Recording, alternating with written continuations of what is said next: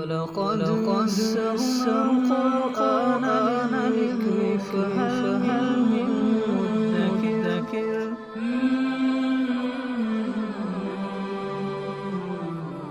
سورۃ النساء آیت نمبر 122۔ اعوذ باللہ من الشیطان الرجیم، بسم اللہ الرحمن الرحیم۔ والذین آمنوا وعملوا الصالحات سندخلهم جنات تجری من تحتها الانہار خالدین فیہا ابدا وعد اللہ حقا ومن اصدق من اللہ قیلا۔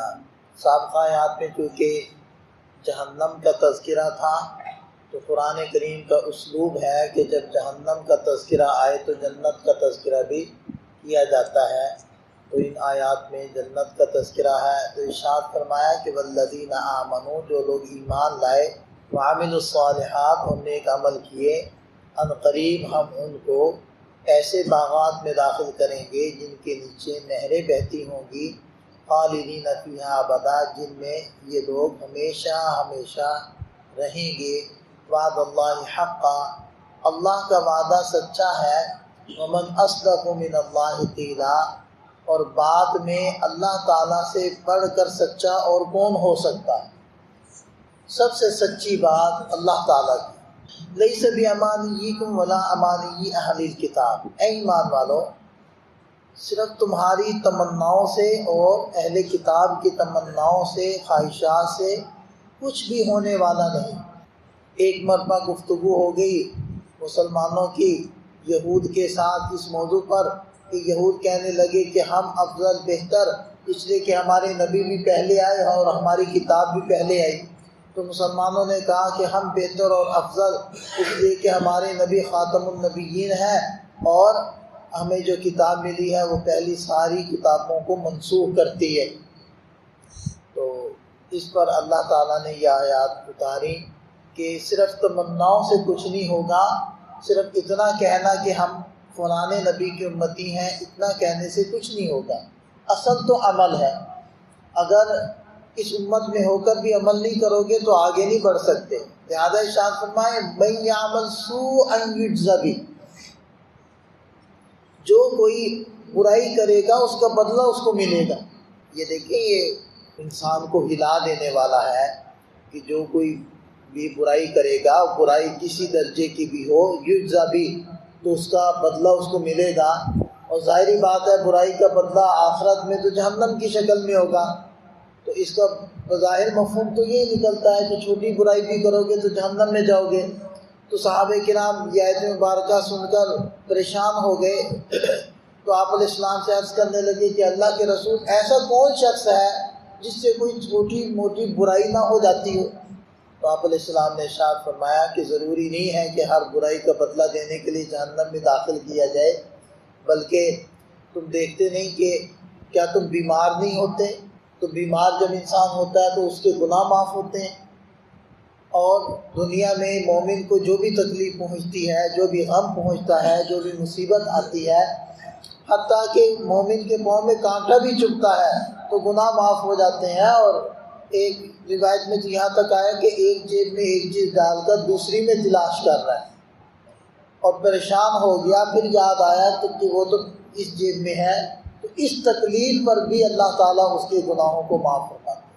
وَلَا يَجِدُ لَهُ مِن دُونِ اللَّهِ، اور وہ اللہ کو چھوڑ کر نہیں پائے گا وَلِيًّا وَلَا نَصِيرًا، کوئی حمایتی اور نہ ہی کوئی مددگار۔ وَمَن يَعْمَلْ مِنَ الصَّالِحَاتِ مِن ذَكَرٍ أَوْ أُنثىٰ، اور جو کوئی نیک عمل کرے گا، مرد ہو یا عورت ہو، وَهُوَ مُؤْمِنٌ، اس حال میں کہ وہ مومن ہو۔ عمل صالح کی قبولیت کے لیے شرط ایمان ہے۔ فَأُولَٰئِكَ يَدْخُلُونَ الْجَنَّةَ، یہی وہ لوگ ہیں جو جنت میں جائیں گے۔ وَلَا يُظْلَمُونَ نَقِيرًا، اور معمولی بھی ان پر ظلم نہیں کیا جائے گا۔ اب یہ جو بعض لوگ سمجھتے ہیں کہ جو یہود اور جو نصارہ یا اور دیگر غیر مسلم اگر وہ نیک عمل کریں گے تو آیت سے تو پتہ چلتا ہے کہ وہ جنت میں جائیں گے۔ تو آیت نے وَهُوَ مُؤْمِنٌ کی قید لگائی ہے کہ وہ مومن ہو۔ اور ظاہری بات ہے جو یہود کے عقائد ہے وہ ایمان نہیں ہے، جو نصارہ کے عقائد ہیں وہ ایمان نہیں ہے۔ اسی طرح جو دیگر مذاہب ہے ان کا جو عقیدہ ہے وہ ایمان نہیں ہے، تو ایمان لانا ضروری ہے۔ ایمان لانے کے لیے اس کو مسلمان ہونا پڑے گا۔ وَمَنْ أَحْسَنُ دِينًا مِّمَّنْ أَسْلَمَ وَجْهَهُ لِلَّهِ، اور اس سے اچھا دین کس کا ہوگا؟ جس نے اپنے آپ کو اللہ کے سامنے جھکا دیا، وَهُوَ مُحْسِنٌ، اس حال میں کہ وہ محسن ہے، نیکی کا خوگر ہے۔ اب دیکھیں اس آیت میں دو باتیں ذکر کی گئی کہ اپنے آپ کو اللہ کے سامنے جھکا دیا، اس سے مراد ہے اخلاص، اور وہ محسن، اس سے مراد ہے کہ اس کا عمل کا ظاہر وہ شریعت اور سنت کے مطابق ہو۔ تو یہ دو شرطیں پائی جانا ضروری ہیں عمل کی قبول ہونے کے لیے، ایک تو اخلاص اور دوسرا عمل کا سنت کے مطابق ہونا۔ سورۃ الفاتحہ کے اخیر میں بھی جن لوگوں کا تذکرہ ہے نا، غیر المغضوب علیہم، تو مغضوب علیہم وہ لوگ ہیں جن میں اخلاص نہیں تھا، اور وَلَضَّالِّينَ وہ لوگ ہیں کہ جن کا عمل سنت کے مطابق شریعت کی روشنی میں نہیں تھا۔ پتہ چلا کہ انسان کتنا بھی اچھا عمل کر لے، اگر اس میں یہ دو باتیں نہیں ہوں گی تو عمل قبول نہیں ہوگی۔ اگر اخلاص نہیں ہے کوئی بھی نیک کام کر تو بیکار، اور اگر بظاہر تو وہ اچھا کام کر رہا ہے لیکن سنت کے مطابق نہیں ہے تو پھر بیکار۔ ان دو چیزوں کا خیال کرنا ضروری ہے۔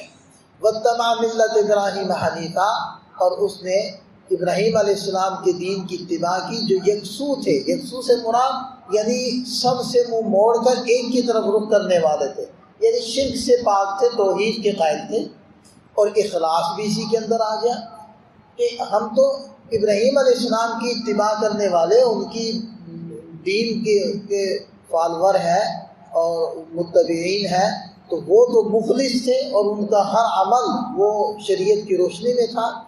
اور تمہیں معلوم ہی ہے کہ وَاتَّخَذَ اللَّهُ إِبْرَاهِيمَ خَلِيلًا، اللہ تعالیٰ نے ابراہیم علیہ السلام کو اپنا دوست بنایا ہے۔ وَلِلَّهِ مَا فِي السَّمَاوَاتِ وَمَا فِي الْأَرْضِ، اللہ ہی کا ہے جو آسمان و زمین میں ہے۔ وَكَانَ اللَّهُ بِكُلِّ شَيْءٍ مُحِيطًا، اور اللہ تعالیٰ ہر چیز کا احاطہ کرنے والے ہیں۔ ہر چیز کو اللہ نے اپنے گھیرے میں لیا ہوا ہے، کوئی چیز اس کی طاقت دسترس سے باہر نہیں، نہ علم سے باہر ہے نہ پکڑ سے باہر۔ اللہ تعالیٰ ہمیں سمجھ عطا فرمائے۔